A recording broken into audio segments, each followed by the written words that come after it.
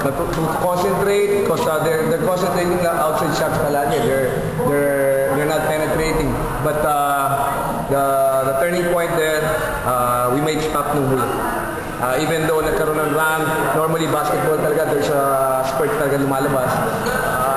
We're very lucky pa rin. Dalawang block sa 3-point area. And I think one factor dun yung si Elmer and si Kiele got foul trouble. So nung binalik ko sila, medyo malamig. At least nobody thought na aabot kami dito. I know UST talaga, they're very strong team. They're very tall. Of course, the MVP nandun. But I'm proud of my boys.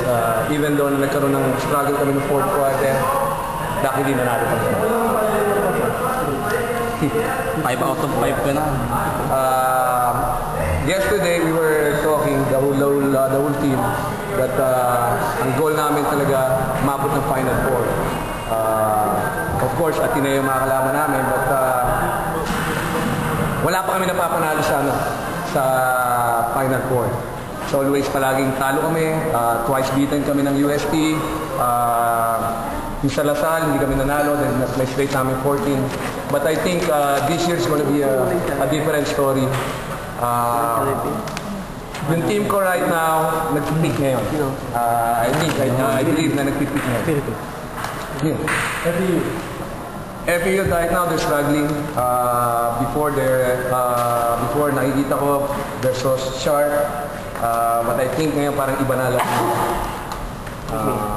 Kaya rin namin FPU sa first game.